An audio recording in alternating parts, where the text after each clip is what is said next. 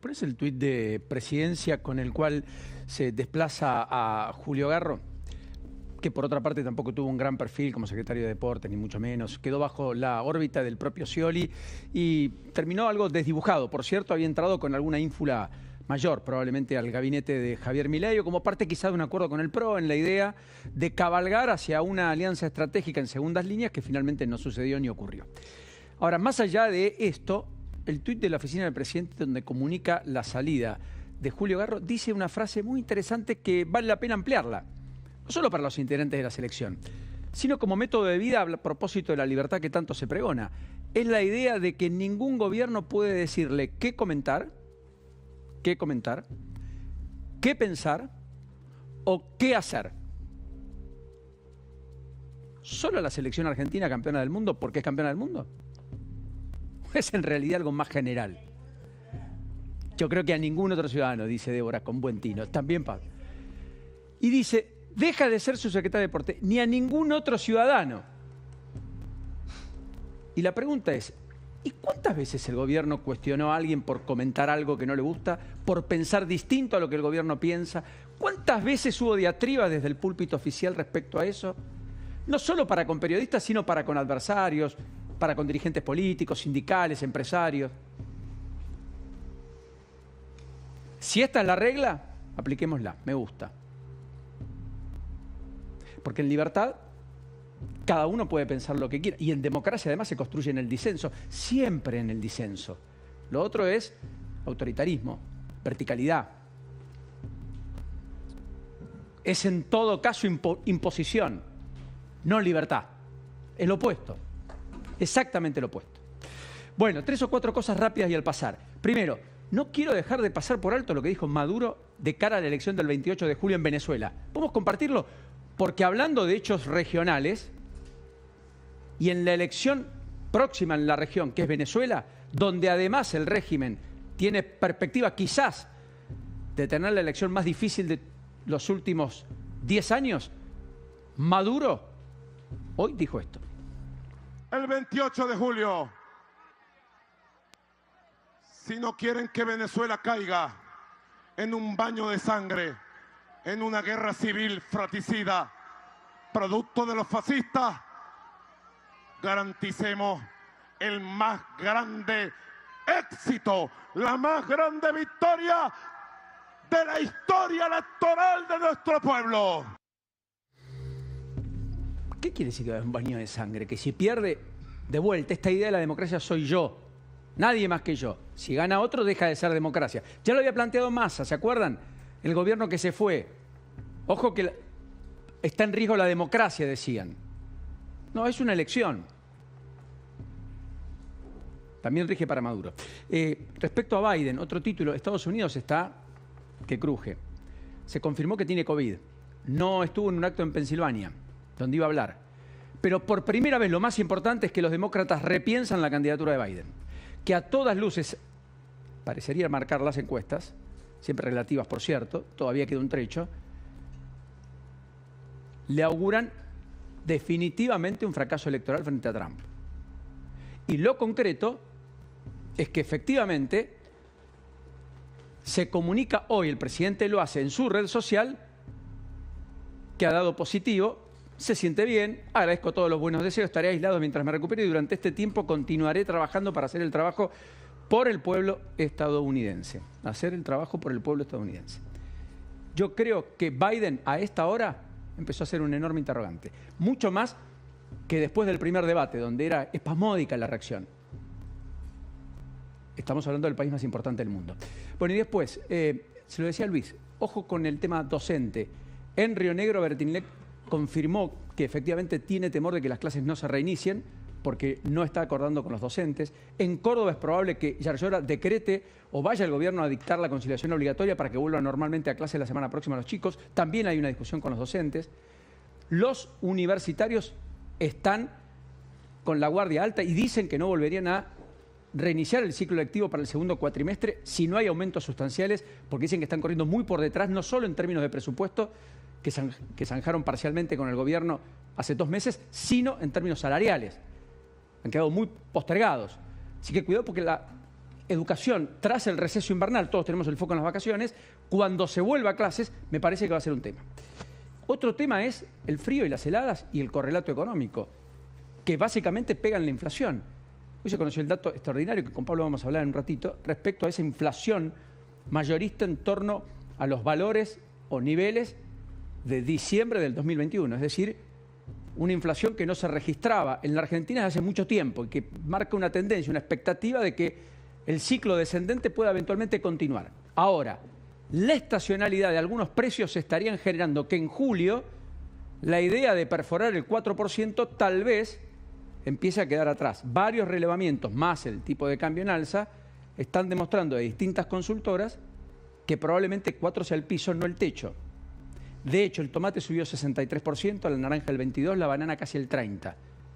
Heladas, restricción en la oferta y efectivamente aumentos de estacionalidad que complicarían eventualmente el dato de inflación. Solo algunas pequeñas cosas a propósito de la vasta agenda que tenemos en el transcurso de esta noche. Bienvenidos a todos. ¿Cómo les va? ¿Cómo andan? Bien, buenas noches. ¿Cómo estás, Pablo? Formalmente. Sí, quería retomar un poco esta idea del tuit que vos ponías al aire de la oficina del presidente para comunicar la salida de Julio Garro a propósito de este incidente con los jugadores de la selección.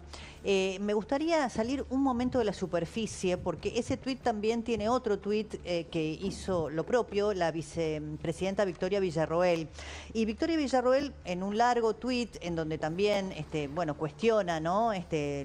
Lo que hizo Garro, intentando corregir a la selección argentina, dice Victoria Villarroel: basta de simular indignación, hipócritas, ningún país colonialista nos va a amedrentar por una canción de cancha ni por decir verdades, ¿no? Me estoy simplemente refiriéndome a un fragmento, ¿no? Ningún país colonialista nos va a decir, nos va a amedrentar por una canción de cancha ni por decir verdades.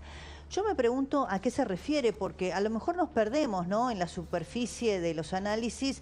¿Qué es lo que se cuestionó o qué es lo que generó toda esta disidencia? Un fragmento de la canción, que es el poquito que se conoció, dice: juegan en Francia pero son todos de Angola, qué lindo es, van a correr. Dejo una parte porque, bueno, está llena de insultos. En un vivo. Su vieja es nigeriana, su viejo camerunés, pero en el documento dice francés.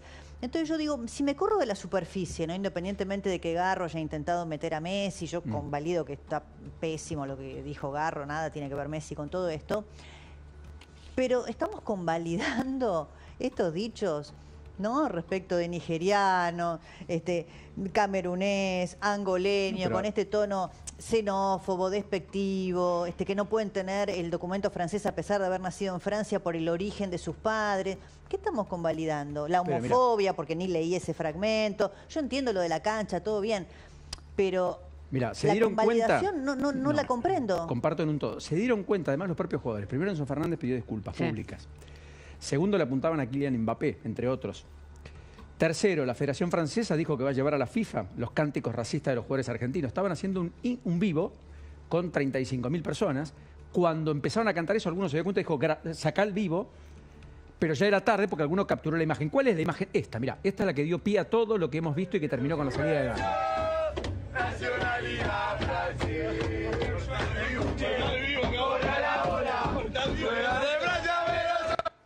Cortá el vivo. ¿Por qué? Porque ya sí, se dieron cuenta que estaban haciendo algo que no correspondía. Muchos de los compañeros de Enzo Fernández tienen este mismo origen que en la canción se describe, ¿no?, con absoluto racismo y xenofobia, ¿no? Entonces, la verdad, por eso digo, si nos corremos un poquito de la superficie, además de lo aleccionador y amedrentador que puede ser para otros funcionarios de gobierno hablar y no estar en la misma línea que el presidente y tenés que irte de la función, y que yo pueda estar de acuerdo en que Garro no tenía por qué involucrar a Messi en esta situación, claramente no tenía nada que ver, pero lo que me llama la atención, sobre todo el tuit de la vicepresidenta, es que convalide la idea que origina toda esta disputa, que es, bueno... Más, dijo, ningún país colonialista nos va a amedrentar por una canción de cancha. Se mezcla todo, se mezcla todo. Y además dice que dice verdades. ¿A qué se refiere? ¿A estas frases? Garro había dicho esto esta mañana, perdón, Pablito. Sí, dale. Yo creo que el capitán de la selección debe salir también a pedir las disculpas de ese caso, lo mismo que el presidente de la AFA, creo que corresponde y coincido con vos, es algo que nos deja como país mal parados con tanta gloria, pero bueno, y esto de poder llevar ese plano a algo ejemplificativo creo que también es muy bueno. Hay sanciones por cánticos racistas, se suspenden partidos a propósito de ellos. ¿Por qué no pedir disculpas cuando el propio integrante Enzo Fernández pidió disculpas? Débora lo dijo impecable, pero creo que hay que remarcarlo. Fueron cantos racistas. Esto no puede haber ningún lugar a duda. Los mismos protagonistas de estos cantos así lo reconocen cuando pide disculpas. Enzo Fernández, correcto, una valentía tremenda, dijo, me equivoqué, doy la cara, es una locura lo que pasó. Total. Listo, porque el gobierno argentino entonces hace esto y nos quiere vender un caramelito que no es, porque pero eran además, cantos racistas. Voy un paso más allá. Eran cantos racistas. Voy un paso más allá. Mañana justamente se cumplen 30 años del atentado a la AMIA. Tenemos un presidente que tiene un posicionamiento muy vehemente, ¿no? En favor de la comunidad judía, del Estado de Israel. Ustedes saben que en las canchas, sobre todo en la Argentina, hay y ha habido muchas sanciones vinculadas con cánticos antisemitas, ¿no? Hay dos equipos de fútbol que tienen históricamente esa situación que ha valido sanciones. ¿Qué hubiera pasado si este cántico, que era en este caso contra Camerún, Nigeria, Angola, hubiera tenido alguna cuestión del antisemitismo, ¿no? Algún judío de M. no hubiese actuado de esta manera. Bueno, entonces, obviamente. Digo, yo lo digo como judía, como judía que he militado siempre en contra de la discriminación, la xenofobia y el antisemitismo. En sentido amplio, no para una etnia, para un color, en sentido amplio como debe ser. Entonces volvemos al punto, está muy bien y agradezco que lo digas además desde ese lugar, Débora. Que viva la libertad en tanto y en cuanto sea la que yo creo. Claro. Que es en cuanto a las ideas. Y anda a preguntarle a Karagosian o a Garro. Quiero volver a eso. A Garro lo echan, es muy interesante lo que pasó en realidad. A Garro lo echan porque dicen que le dice a Messi qué tiene que hacer. Yo particularmente no tengo la misma mirada. Yo creo que, Messi es tenía una que pedir persona... disculpas, dijo. Pero lo dijo cordialmente, lo dijo como una... Imagínate que acá yo digo, bueno, quizás Messi debería pedir disculpas, que me van a echar del programa. Yo no estoy de acuerdo eso. con Garro. No, puede ser, pero estoy de acuerdo con que él pueda expresar su opinión. Me corro de la superficie, ¿no? Pero más allá de lo que él dijo, obviamente podemos estar de acuerdo o no, en tu caso no lo estás. Ahora, tiene la posibilidad de decirlo. Le valió el cargo en el gobierno. Por eso, esto. Mira, Diana Mondino... ¿Paulino me va a echar del programa porque yo diga algo que él no piensa? No sé. Yo creo que no, porque hemos dicho varias cosas distintas. Dice el productor, no lo descartemos. Avíseme antes de mañana si me rajan. No sé. Conmigo no. Paulino no. Paulino Miren no. para otro Puedo lado. dar fe. Miren para otro... ¿Está bien? Miren para otro lado. Miren al norte. Bueno, lo que digo es que es importante, los ministros casi no están hablando. Hay personas que prácticamente no tienen perfil público. Muchos empezaron a justificar todo eso a propósito de la eventual represalia y porque hay un ordenamiento comunicacional que surge en las redes, que tiene en Santiago Caputo la figura central. Hoy fue el Gordo Dan el que fue implacable, que es un tuitero muy reconocido, muy libertario, que además tiene un programa en uno de los canales novedosos de streaming, Carajo, que se lanzó la semana pasada, que es la contracara de Blender, de los mismos dueños. Desde un lugar hablan al peronismo y a la centroizquierda, desde otro lugar a los libertarios y los liberales. Símil de lo que había pasado en su momento con Revolución Popular y eventualmente con Agarra la Pala.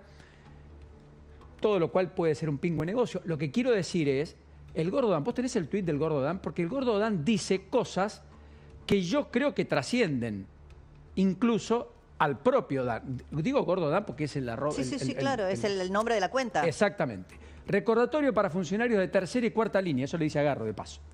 Si no entendés la ideología que te puso el culo en la silla donde lo tenés sentado, que dicho sea de paso, es la ideología del presidente, que es tu jefe, entonces agradecé por la suerte que tuviste, disfrutad de tu cargo mientras dure y cerrá bien.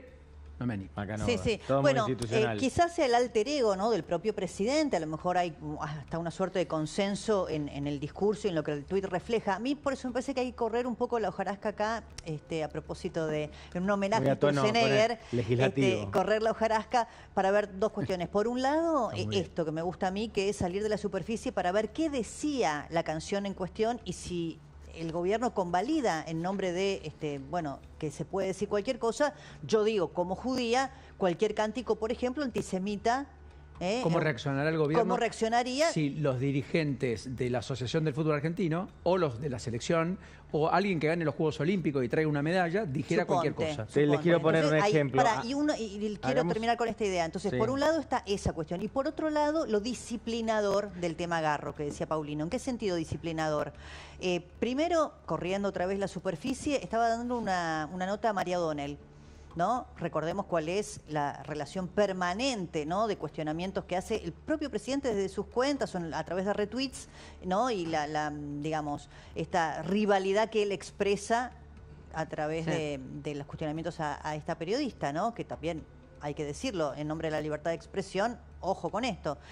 Entonces, todo es un combo que cierra perfecto, ¿no? Entonces, ¿es disciplinador para otros ministros también? No hay nada menos liberal que un autoritario y eventualmente alguien que tenga rasgos que lo pongan en la vereda exactamente de enfrente al ejercicio de la plena libertad. Ahí hay varios que se tienen que construir en el gobierno. Quiero hacer un ejercicio de laboratorio ya que estamos. Vos preguntás, Débora, ¿qué ocurriría? Yo creo plantear esta hipótesis. ¿Qué ocurriría si un funcionario del gobierno, de este gobierno que sostiene que no se le puede decir a otro qué tiene que decir, va a un programa de televisión y dice que el tipo de cambio está atrasado?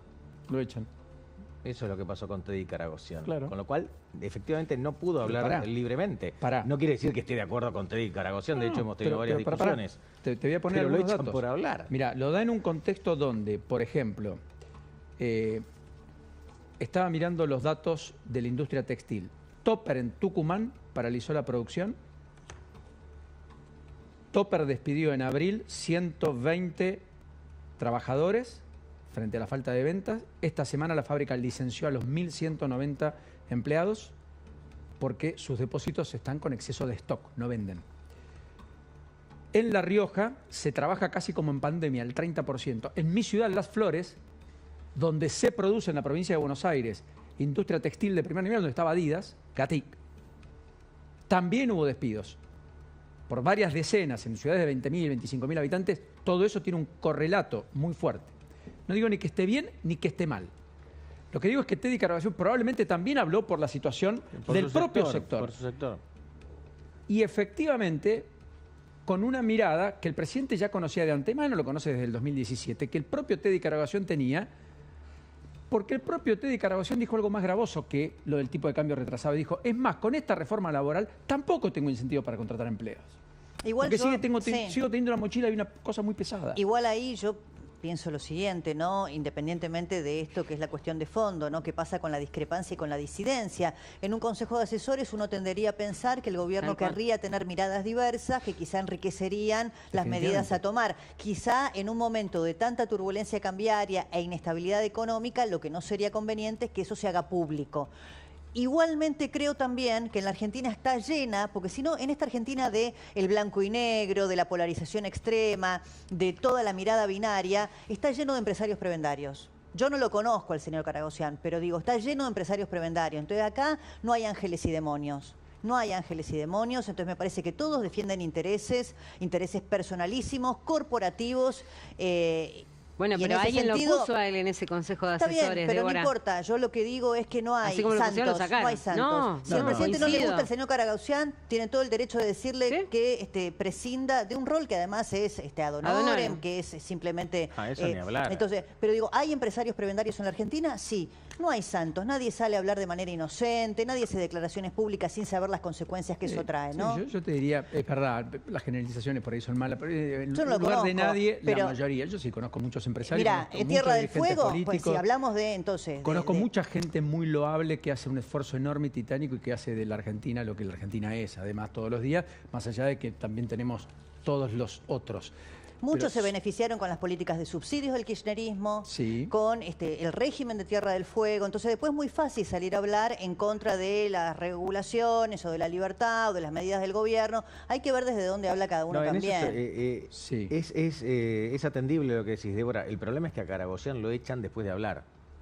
Totalmente. Ese es el problema. No hay otro punto, no hay otro. Con Karagosian hay mucha gente que puede estar de acuerdo y gente que no. Porque eso hace que los ministros digan, yo no hablo. Los secretarios dicen, ¿para qué voy a hablar? ¿Quién habló del gobierno en la reunión por la CGT? ¿Quién dio explicaciones por el viaje de Milei a Estados Unidos? ¿Qué sabemos del viaje? Perdón, ¿a dónde fue? ¿Hay foto oficial? No. Bueno, creo que Adorni lo explicó diciendo que eran cuestiones de... ¿Qué ocurre bueno, vinculadas con la seguridad. ¿Qué ocurre en Olivos? ¿Cómo es la diaria del presidente? ¿Qué conocemos?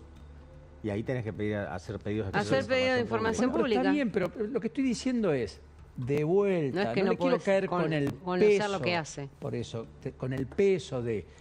Pero eventualmente hay aspectos que pueden no gustarnos y tenemos derecho, porque en definitiva desde una crítica genuina que procura enriquecer y corregir, yo creo que el gobierno tiene mucho para mejorar y mucho para aprender, como todas las personas, todos tenemos virtudes y defectos. El presidente y el gobierno también, salvo que alguien crea que es infalible. Y yo creo en las personas que humanamente puedan decir me equivoqué, puedan retroceder, sin dejar atrás sus convicciones, pero sí entendiendo que lo que era muy bueno ayer tal vez no lo sea tan bueno para hoy. De hecho, el gobierno está tomando decisiones contra natura de los liberales. Interviene tipo de cambio paralelo, toma decisiones de aumentos de impuestos en lugar de reducción de impuestos, como lo dijo en campaña. Entonces, para todo eso tiene una explicación, para por qué cambian. Sin embargo, para cuando alguien le pide alguna corrección, dice no, porque eso es golpismo. Sí, no, el problema es lo disciplinador que es en el ejercicio del poder con funcionarios, empresarios, economistas, periodistas, y ese efecto disciplinador del poder claramente es atentatorio contra la libertad de expresión de los medios, de los empresarios, de los funcionarios, ¿no? 6 diputados de La Libertad Avanza, hablando de estas cosas, visitaron Astiz, también estuvieron en la cárcel de Ezeiza con Carlos Suárez Mason, Raúl Guglielminetti, Antonio Pernías, Gerardo Arraez, el Pájaro Martínez Ruiz, Agustín Oyarzábal Navarro, Juan Manuel Cordero, Mario Marcote, Miguel Ángel Britos y Adolfo Donda. Todos condenados por delitos de lesa humanidad durante la última dictadura cívico-militar. 6. Beltrán Benedit, Guillermo Montenegro, Alida Ferreira, Montenegro que no es el intendente de Mar del Plata, Lourdes Arrieta, la mendocina, María Fernanda Araujo y Rocío Bonacci. ¿Cuándo fue? El 13 de julio. Lo reveló la Política Online, creo, ayer. Y fue confirmado hoy. ¿Con qué objetivo? No lo sé. Supuestamente era para atender la situación carcelaria de gente a la cual no se le respetan sus derechos. Que es el planteo legítimo. Es el planteo. Legítima defensa que tienen condenados, así sea por delitos de lesa humanidad. Naturalmente. Porque la condena es la privación de la libertad, no que, como cualquier preso, ¿está bien? No otro tipo de vejaciones, ¿no? Claro, exacto, por supuesto. Pero efectivamente trascendió porque alguien investigó, hurgó, primero lo negaron, dijeron que no había sido cierto, que era una operación. Generó un tembladeral en la interna de La Libertad Avanza. Nada, dato. Después van a llamar, confirmó Francos, a firmar el Pacto de Mayo al propio gobernador Vidal de Santa Cruz. Pero aparentemente no la van a sumar a Victoria Villarruel, vicepresidenta que estaba invitada, que por una gripe no fue, que después al otro día estuvo en el Te Deum. ¿Da cuenta de algo? No lo sé, pero también de vuelta, dato. Porque uno sí, porque otro no. Hablando de Francos, van a impulsar la boleta única, yo creo que hay plafón para sacarla. Sí. Va a insistir con la derogación de las PASO, no creo que haya plafón para que eso ocurra. No lo sé, pero no creo. Y sí se va a ir camino a tener una baja en la edad de imputabilidad. La oposición está planteando 14 años, no 13, pero en cualquiera de los casos es probable que eso también salga. Sí. Y esa va a ser la agenda legislativa a partir del mes porque la ley próximo. penal juvenil no tiene solamente este aspecto que es el número o la edad, ¿no? Tiene muchísimas cosas, Exacto. es completísima, y a mí la verdad, yo lo conté cuando hablamos acá del proyecto que había presentado Bullrich con Cuño Libarona, que me parece un muy buen proyecto, que tiene una mirada integral, si se quiere, con una idea de no solamente es la pena dura por el delito cometido, sino también esta posibilidad de hacer algo alternativo, una amonestación, de un cambio que no sea tan coercitivo, ¿no? Lo que ocurra, y además el tema de la mediación penal, el tema de que haya un supervisor. Entonces creo que si esto sale... ¿Vos crees que es un salto cualitativo como muchos de los juristas que lo han visto? Y Sí, lo van a usar? a mí me parece que sí. Porque yo creo que es construcción de consensos ahí. Fíjate vos que hay un plafón para poder discutir una idea que en la Argentina la discutimos 20 años sin éxito. 20 años, 20 o años más, sin éxito. sí. O sea que eventualmente también podemos marcar que hay éxitos del gobierno, así como marcamos algunos déficits en tren de de Mira, mejorar. fue una discusión durante el gobierno de Néstor Kirchner, o sea que son más de 20 años en las que en ese Correcto. momento Sergio Massa, En la que época tenía de una Bloomberg, posición, ¿no? claro, Sergio Massa tenía un posicionamiento más duro respecto del tema de la seguridad, recuerdan ustedes, y Quería estaba a bajar la favor edad de de imputabilidad. y había una discusión dentro del kirchnerismo porque no había consenso por cuestiones ideológicas, así que este tema tiene muchísimos años, mirá todo lo que ha pasado, todos los crímenes que se han cometido y todo el tiempo que se ha perdido en la Argentina, ¿no? Hablando de fotos políticas, miremos la de Karina Milei este mediodía en un restaurante acá en el barrio de Las Cañitas, a la mesa. El primer restaurante atendido por jóvenes neurodiversos, unos 40. Mirá con quién. Con Sandra Petovelo. Con Sandra Petovelo y Manuel Adorni. Es una foto política por excelencia Sí. en la ciudad de Buenos Aires, en Las Cañitas. Sí, Karina sí. Milei, siempre parece imposible hasta que se hace. Del doctor Federico Pollack, ¿no? Hay que decirlo que atravesado por su propia historia personal, Correcto. hizo este emprendimiento tan maravilloso. Incluso hay una foto que publica el propio Adorni de ellos tres yendo en el vehículo que los llevó hasta el restaurante. Exacto, ahí está, mira, Pollack, ahí está Adorni, ahí está Karina Milei, Vos ahí sabés está que Petovelo. puertas adentro son críticos muchos de la gestión de Petovelo, ¿eh? Entonces esta foto tiene otra significación. Exactamente, Claro. muy bien. Significación, Muy bien por porque poner si no, eso. vos decís, bueno, Claro. ¿qué problema hay? ¿Son funcionarios? No. Bueno, es un gobierno que habla con las fotos y los gestos claro. y por Twitter. No da notas, no da entrevistas, salvo excepciones. En general, las excepciones incluyen ministros francos, sin ir más lejos, el propio vocero presidencial,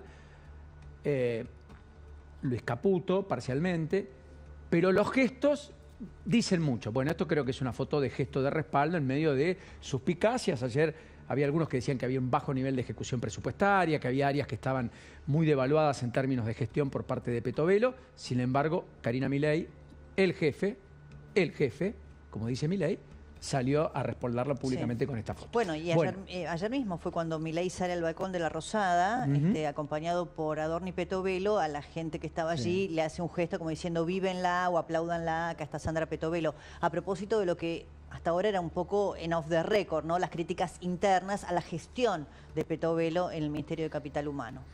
Mientras tanto, siguen pasando cosas en la economía.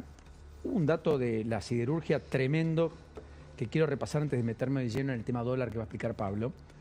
Pero la actividad metalúrgica no solo no está repuntando, sino que en junio cayó respecto a mayo. 17,3% en junio y respecto a mayo cayó más del 1%. O sea, no encuentra piso. Actividad metalúrgica que en Santa Fe, por caso, donde está Sindar, perdió más del 20%. Recuerden que tiene un régimen de producción muy limitada de acá a fin de año, una de las principales siderúrgicas del país. Ahora, estamos hablando de la actividad metalúrgica. Maquinaria agrícola, caída del 10% en términos interanuales, autopartes 17%, equipos eléctricos 19%, bienes de capital 17%, equipo médico 15,7%, fundición 24,7%, básicamente porque mucho va a la construcción, ¿no? Que cayó también mucho. Carrocería y remolques 15,5%. El acumulado del año de la caída es 16,7%. En junio cayó 17,3% en términos interanuales. O sea, esto termina abonando lo que habíamos contado ayer de la UIA respecto a mayo, que respecto a abril había vuelto a caer. La idea de que acá estamos en un rebote, en un piso, en una reactivación, cuanto menos es un misterio. A todo eso, el mercado dice, además, con este tipo de cambio oficial, la macroeconomía está en riesgo. ¿Y algo de eso está pasando o me equivoco? No, está pasando, el mercado ve varias cosas, Paulino, concretamente que el Banco Central tiene dificultades para sumar dólares, con lo cual se le hace cuesta arriba esta carrera por incorporar reservas y está la duda con respecto al futuro, a ver si la Argentina va a tener capacidad de pago. Esto que yo les explico y puede ser un poco tedioso es lo que termina moviendo el resto de los engranajes o una parte importante de los engranajes de la economía. Esto por un lado. En segundo término tenemos un ministro de Economía que está decidido a hacer lo que tenga que hacer para manejar el dólar con tal de que esto no impacte tanto en la inflación. ¿Y qué pasa? ¿Al Fondo Monetario Internacional le gusta que Caputo haga esto? No, la verdad es que no le gusta. ¿A los dueños de bonos argentinos le gusta? No, entonces tienden a caer los bonos y a subir el riesgo país. Hoy particularmente los dólares tendieron a estabilizarse. En realidad es más lo que dijo Caputo que lo que hizo, pero está sembrada la sospecha. Pequeña aclaración. ¿El Fondo Monetario Internacional es malo ahora? Dólar que no libre quiere... subió 50 pesos hoy. Hoy, perdóname, hoy sí, pero está relativamente estabilizado, porque hoy subió. Vos llevas la cuenta del día, los números son estos, es así. 50 Ahora, pesos respecto a ayer. recordá que El MEP viernes- estaba en 1.278 ayer y hoy está en 1.300. Sí, bueno, por eso tiene Sí, pero quiero hacer dos aclaraciones. Primero, por ahora está por debajo del nivel del viernes pasado, que llegó a los 1.500 pesos. Sí. Segundo, por ahora Caputo dijo, pero no hizo prácticamente nada, porque dijo que iba a intervenir en el contado con liquidación y hasta donde sabemos prácticamente no intervino, con lo cual estos son valores manejables. En un contexto como el que te decía antes, donde si el ministro de Economía está dispuesto a intervenir en el dólar es porque hay alguna sospecha con respecto a si va a ser confiable el dólar con respecto al peso en los próximos meses. Entonces uno tiende a blindarse. Esto por un lado, y otra cuestión adicional, tenemos tasas de interés, no me canso de decirlo, que son negativas, probablemente esto se corrija en los próximos días, pero está al caer, ¿no? La idea de que probablemente suban se la corrija, claro, porque ¿qué pasa? Si a vos no te dan la opción, la oportunidad de invertir con cierta rentabilidad en pesos, te da vuelta y compras dólares. Esto es lo que está pasando. Comparado con lo que vivimos el lunes, esto me parece una buena imagen. Ahora, el tema es quién gana la pulseada, ¿no? Da la sensación de que el presidente Milei y el ministro de Economía Caputo tienen una idea clara y una posición irreductible. Ellos van en este camino que vos acabas de señalar. Sí. Ahora, el mercado le está diciendo otra cosa. Entonces, acá es, bueno, ¿dónde está el poder? Y efectivamente, ¿quién terminará ganando la pulseada? Eso es lo que genera mucha incertidumbre, incluso en los ciudadanos, en los propios votantes, en la gente que confía y apoya al gobierno del presidente Milei. ¿Cuán sustentable es el plan? Hoy Gerardo de la Paulera, un economista muy admirado por Milei, dijo que hay que sacar el cepo ya. Nicolás Pino dijo, no especulan los productores agropecuarios, venden lo justo y necesario porque ven que hay ya no es tan admirado por Milei, te aviso, ¿Quién? de la Paulera.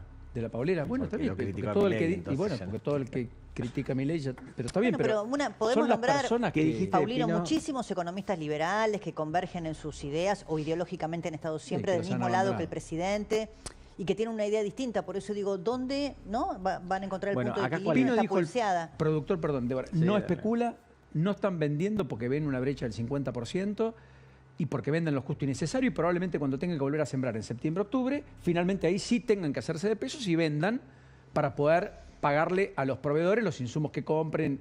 Bueno, yo creo que Pino tiene una mirada optimista. Yo hablé con otra gente que no tiene una mirada tan optimista como Pino. ¿Cuál es el problema? ¿Especulación o no especulación? Si vos tenés algo, tratás de venderlo al mayor precio posible. Correcto, lo que sea. Sí, entonces, el que tiene grano ahora dice, tener grano es lo mismo que tener dólares. ¿Cuánto va a costar el dólar en el futuro? El gobierno no está teniendo problemas para tener dólares. Hay una sospecha de devaluación, que es algo permanente en la Argentina. Entonces, ¿para qué voy a vender el grano ahora si eventualmente podría haber una devaluación? Me lo guardo un poquitito más. Y eso termina agigantando el fantasma de la devaluación porque no ingresan reservas. No se liquida, no ingresan reservas, entonces, bueno, el mercado lo olfatea. Débora dijo algo muy interesante. ¿Quién gana la pulseada? La pulseada es esta. Caputo tiene que convencer al resto, primero, de que el campo no va a tener mejor precio. Segundo, que la inflación va a ir a la baja y que este precio al que tiene que vender el grano, bajando la brecha naturalmente, es el mejor precio al que van a poder vender en un horizonte de tiempo razonable. Algunos meses. Hasta diciembre podemos extendernos hasta abril con toda la furia del año próximo. Si Caputo gana esa pulseada, el campo va a liquidar y van a ingresar divisas al Banco Central. Si Caputo pierde, no. Hoy a Caputo le juegan contra que los precios de los commodities son bajos, la soja está abajo de $400, es el menor valor en 4 años. También el maíz, también el trigo. Le podría jugar a favor que la tendencia siga a la baja, entonces el productor dice, bueno, antes que siga bajando lo vendo ahora, pero el productor está esperando la vuelta. Hay de todo, Entonces, ¿no? Porque qué sé yo. No es que hay un productor en la Argentina, hay tantos casos como productores. Definitivamente. Obviamente. Ahora, yo te pregunto, ¿por qué le voy a vender? ¿Por qué voy a liquidar mi grano cuando el Banco Central me está pagando 900 mangos si después se da vuelta el Banco Central y lo vende a 1.300? ¿Por qué no me paga a mí los 1.300? Bueno, de hecho el 20% te paga, ¿no? Pero es un puchito más, con el dólar en sí, pero es un poquitito más. Ahora, las Termina cuentas son redondeando estas. en 1.000, digamos. Hoy el Banco Central te paga a vos 900, bueno, 1.000, está bien, ¿querés 1.000? Hoy el Banco Central te paga a vos 1.000. Nunca le compres un auto a Paulino Rodríguez. Y hoy el Banco Central te pones colorado, te paga 1.000, te das vuelta y lo vende a 1.300. Págame a mí los 1.300. Comprame el auto y yo te vendo fácil. Escúchame. Bueno, Hoy tenés un auto que me gusta, aparte. ¿Qué está pasando en el caso Loan, que no hablamos en la noche y es muy serio, porque siguen las indagatorias? Hay vuelcos en la causa, hay giros. ¿Dónde estamos, Lourdes? Ponenos en autos de todo lo que ha pasado en las últimas horas. Bueno, anoche contábamos que Laudelina Peña, la tía del niño desaparecido hace ya 34 días, había pedido declarar por medio de su abogada, la doctora Mónica Chiribín, y en ese contexto ella empieza a hablar y termina apuntando entre las 3 personas que apunta, una de ellas su marido. Habla de Benítez, habla de Fierrito Ramírez y habla de también un excomisario que terminó detenido, estamos hablando del excomisario Méndez. Dice que cualquiera de ellos se lo podría haber llevado al chiquito. Ella, a ver, en verdad, si te pones a pensar, no dice nada. Dice y no dice. Me gusta esa frase, dice sin decir. Exacto. Pensemos que sí, ella lo primero que le dice a la jueza es que había mentido, que pedía perdón por haber mentido y apuntó contra el que había sido su abogado, el doctor Codazzi, que hoy está en la mira de la justicia, y no solamente contra Codazzi, sino también contra el senador provincial. Hablamos de Diego Pellegrini. Esto me parece que es lo más relevante, Lourdes, porque acá además esto va a ser corroborado rápida y fácilmente por el chofer, que en esa noche donde ella va a declarar se produce supuestamente esta conversación en donde a ella el senador Pellegrini y el propio Codazzi le ofrecen dinero, de hecho 50.000 pesos dice, que ¿no? ella tenía en el bolsillo de la campera, que quedaron, creo, incautados en Según Ezeiza. dijo Chiribín, están en Ezeiza cuando Sí. ella ingresa porque los tenía en su campera, entonces Exacto. quedaban entre las pertenencias. Bueno, que le ofrecen la casa, que la amedrentan. Esto, como te digo, se va a corroborar fácilmente porque hay un chofer que manejaba el vehículo. ¿Qué hacía un senador ahí? Bueno, esa es la pregunta. Entonces, me parece que acá, a ver, o el poder político quería sacarse rápido el tema de encima porque el caso Loan, claramente, la repercusión pública que tiene, complica al poder local y le pareció una salida, o hay algún tipo de o se cortaron solos, o el senador se cortó solo, respondía al poder político más Mira, arriba. en, no ese sé. en ese punto yo no quiero apuntar, no voy a acusar a nadie, por supuesto, porque esta es la 4ª declaración de Laudelina Peña y puede decir una cosa o no. Se verá con la prueba que se junte en el expediente y con las testimoniales, porque Diego Pellegrini, el senador, fue llamado a declarar en testimonial, por lo cual no puede mentir. Él va a tener que decir la verdad. El senador. El senador. Correcto. El chofer va a ser citado, tiene que decir verdad, si no es acusado de falso testimonio también. ¿Y Entonces, Codazzi? Y Codazzi ¿El por abogado? ahora no hay una citación porque podría llegar a ser imputado. Que es una caracterización diferente a la de testigo. correcto. Ahora, hay un tema ahí que no me parece menor. Cuando hablamos de las implicancias del poder político, ¿de qué hablamos? Porque los casos resonantes que hemos tenido en Santiago del Estero, en Catamarca, etcétera, han sido en el Chaco. corazón del poder. Claro. Chaco. Acá yo no veo ninguna relación. No veo ninguna. Que reaccionó tarde, que el gobernador miró para otro lado, que entendió que no era un caso nacionalizable, que después frente a la irrupción pública intentaron hacer algo, que tuvo un infortunio desagradable con el tuit, estamos a punto de resolver el caso de un sábado por la mañana. Ahí hace un punto ahí. Porque cuando él pone esto, ahí sí lo podés relacionar con lo que dice Laudelina Peña. Porque Laudelina Peña dice, un senador a mí me lleva, va en el auto. En realidad ella no habla de él, él habla de un hombre barbudo en su... Claro, que que había sido traído por su abogado. Exactamente. Entonces, y que es Codazzi el que le da a ella el dinero que supuestamente para pagar la declaración que iba a hacer ella, contando del accidente y contando que ella había plantado el botín. Ahora ella dice que no plantó ningún botín. No, claro, él se desdice. Ahora, yo quiero volver sobre eso, que está muy bien lo que planteas. Eso daría lugar a decir que el gobierno provincial, en todo caso, tuvo intenciones de esclarecer rápido el caso para salirse del tema. Sí, acá, a ver, pero no para hay, mí... no hay algo, digamos, en la previa, quiero decir, nadie Está está, todo embarrado.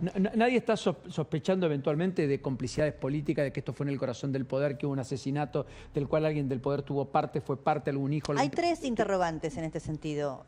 A ver, el más fácil o lineal es qué hacía un senador con un abogado que tiene por lo menos una relación personal, eso no significa nada, Correcto. con el gobernador, tratando de amedrentar o de sobornar o de extorsionar a una testigo para que diga accidente, caso resuelto. Exacto. Pregunta uno es, ¿simplemente fue una intención? ¿Se pudo haber cortado solo este senador sin que nadie le haya dado ninguna orden? Si fuera cierto lo que dice Laudelina. No, Por pero aparte, ejemplo. Laudelina dice que en ningún momento la amenazó Cayaba, que en la declaración anterior ella dijo que había sido amenazada, que ¿Ves? la había llevado y que él había dicho que plante el botín. ¿Por qué Ahora si hace dijo, una no, semana dijo eso eso? no ocurrió. Bueno, por eso lo que está diciendo Lourdes es bien interesante, porque dice, ¿cuál es el grado de verisimilitud que tiene esta declaración si mintió 3 veces antes? Yo creo que acá se va a dilucidar si el chofer convalida la conversación que ella describe sucedió dentro del vehículo, Sí. saber si el senador se cortó solo, porque a lo mejor él tiene algún interés particular, alguna situación irregular que prefería que el caso termine y no se hable más del tema. Si respondía al poder político local, no lo sabemos. Otra La ministra cosa. Bullrich respaldó a Valdés diciendo acá no tiene nada que ver. Pero bueno, el senador tendrá que explicarlo. Sí, acá hay un tema también adicional. ¿Qué hace Burlando, no? El eterno abogado del peronismo y la policía. ¿Y qué hace Bueno, Pierri? a Burlando ayer, a toda la querella la sacaron de la indagatoria. Querían estar en la indagatoria de Laudelina y la jueza, hubo un conflicto ahí con los fiscales y dijeron, no, usted no puede estar acá. Porque no me es inocuo que esté burlando. No, y Pierri me sugieren cosas similares, Bueno, ¿no? En claro. los intereses. Son los dos que siempre aparecen en las causas Mediáticas. mediáticas. Pero está bien, pero tenemos claro el perfil de Burlando. Tenemos claro cómo acumuló el poder, la plata y la fama. Y a quién representa y a quién responde. Fue a buscar la verdad en Chaco, cuando Capitanilla estaba complicado. Con Cecilia Strasowski.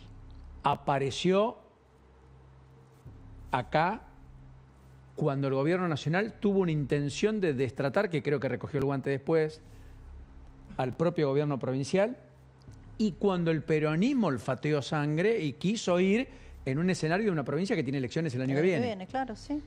Yo no, en esos temas no me voy a meter, pero sí me voy a meter en que hace 34 días desapareció un niño y no se sabe nada de él y no hay pruebas contundentes, porque vos podés decir, bueno, tenés al día de hoy 8 personas que están detenidas, privadas de la Sí, libertad. hace más de un mes. ¿Cuál es la prueba contundente que hay contra esas 8 personas?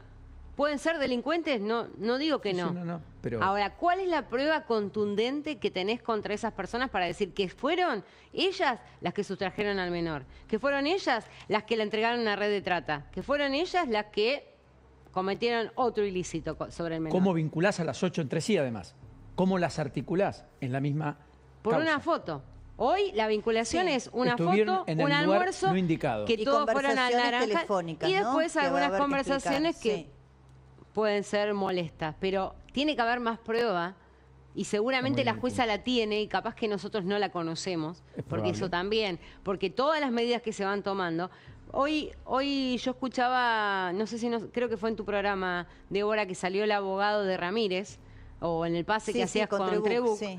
Y el doctor Ramírez decía que a su cliente, el abogado de Ramírez, Hansel, decía que a su cliente nadie le había, ninguna de las preguntas que le hicieron 60 preguntas, nadie le preguntó por lo que dijo Laudelina ayer. Entonces, ¿la jueza lo tomó en serio o no?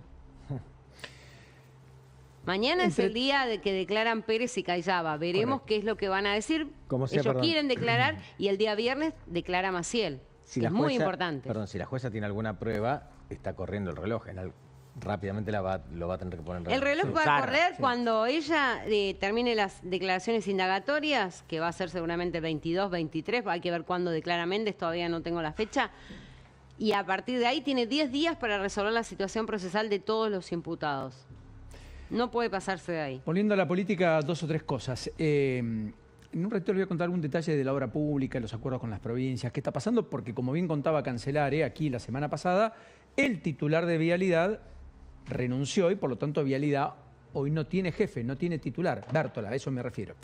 Y de hecho ayer había una reunión para ultimar detalles del traspaso de obras viales que se iba a hacer cargo la provincia de Santa Fe y finalmente no se hizo la reunión porque no hay nadie en Vialidad. No tenía el ministro de Santa Fe con quien hablar. Después del acuerdo que hizo Puyaro con Franco la semana pasada. Bueno, pero más allá de eso, miren estos datos, porque hay enojo con la política, sí. Sigue el clima de época de enojo con la política, sí, la sociedad no la está pasando bien y está enojada con la política y con los actores tradicionales que fueron electos ayer nomás, también como el presidente Milei, hace menos de un año. Y aparece un barómetro que tiene que ver con una consultora, CBC, que hace una estadística mensual respecto a los de mejor y peor imagen de intendentes del conurbano bonaerense. Y acá tenés la transversalidad política, desde Igi, pasando por Celsi, dirigente de la Cámpora que administra Hurlingham, Espinosa en La Matanza, Descalzo en Ituzaingó, Menéndez en Merlo, Julián Álvarez en Lanús, otro dirigente de la Cámpora, Moreira en San Martín, el hombre de Catopois, y finalmente Ramón Lanús en San Isidro. Ninguno de ellos sacó menos del 50% de los votos. Sin embargo, en imagen hoy están en el 40 más menos. Es un dato, digamos. Por supuesto, siempre el que le da bien el número, toma la encuesta y la muestra. Cuando le da mal, dice, no, bueno, me están operando.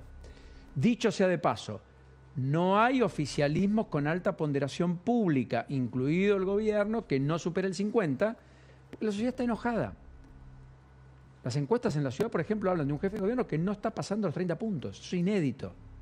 Bueno, en el conurbano hay un fenómeno parecido y yo creo que es por la falta de respuesta a múltiples problemas que tienen muchos.